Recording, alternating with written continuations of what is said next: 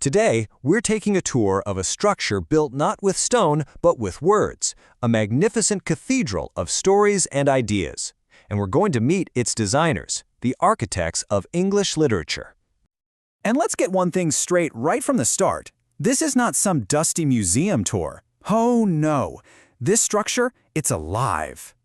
Because English literature is so much more than just a shelf of old books.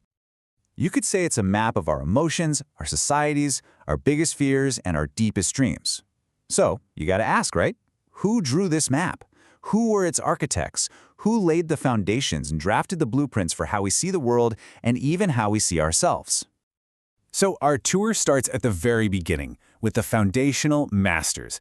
These are the writers who literally built our understanding of character and society from the ground up. And, you have to start with the cornerstone himself, William Shakespeare.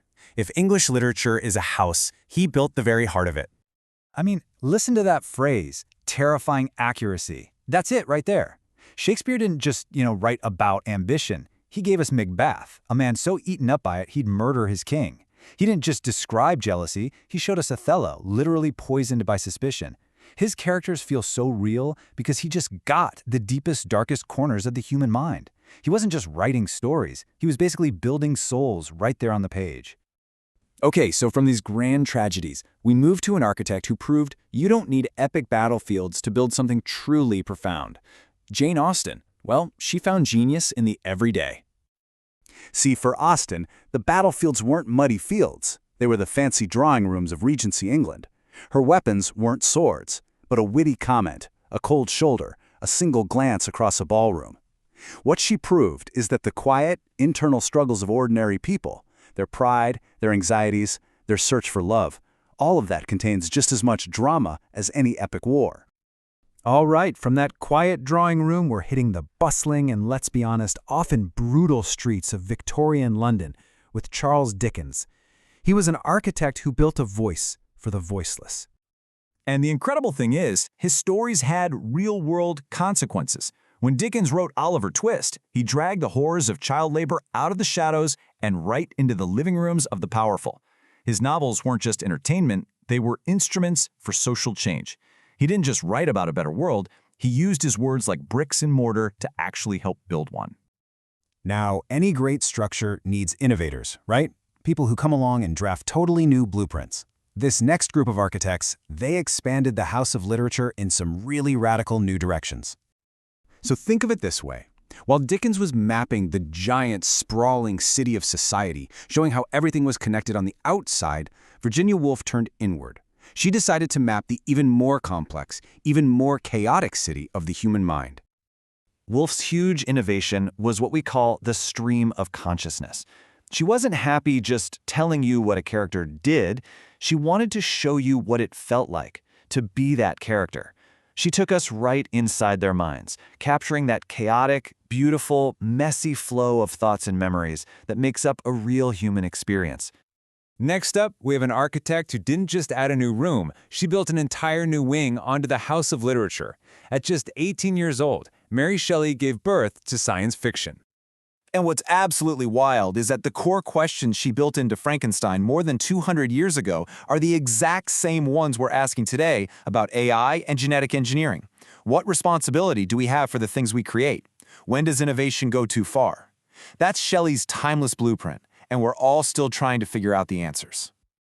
And finally, in this section, we have the architect who basically installed the fire alarms and the warning bells.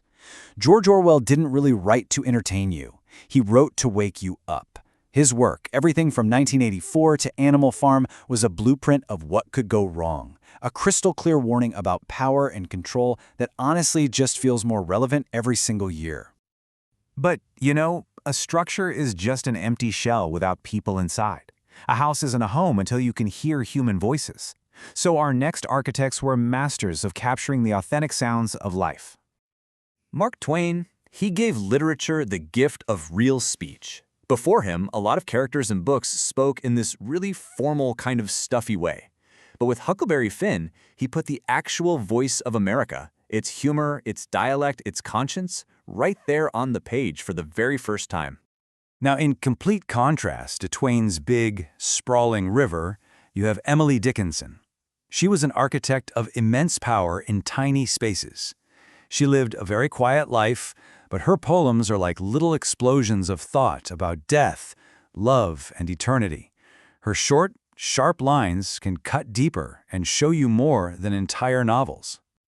And what about the voices of struggle and despair? Well, Thomas Hardy was the architect of tragedy, always showing characters who were just crushed by the indifference of fate and the cruelty of society. And then, after World War I shattered Europe, T.S. Eliot gave voice to an entire generation's confusion. He captured that feeling of a world broken into fragments, a cultural wasteland. Okay, so we've toured the foundations, we've explored some radical new wings. For our final section, let's just step back and ask a simple question. Why does this house still stand? What gives its design such timeless, enduring power? This is it. This is the blueprint of the human experience. Just look at these themes: ambition, pride, injustice, power. See, each of these architects didn't just tell a story, they decoded a fundamental part of who we are. They gave us the language and the framework to understand our own lives. When you put it all together, you realize they didn't just build a house, they built a mirror. And this is the most important point. These aren't just historical artifacts, they are living guides. They are manuals for understanding why we love, why we fight, why we hope, and why our societies succeed or fail. When you get right down to it, they're guides to understanding us. In the end, this house stands because it was built on a foundation of truth. These architects can speak to us across centuries because they mastered the language of the human heart. Their voices are still out there, echoing. The only question is, are we still listening?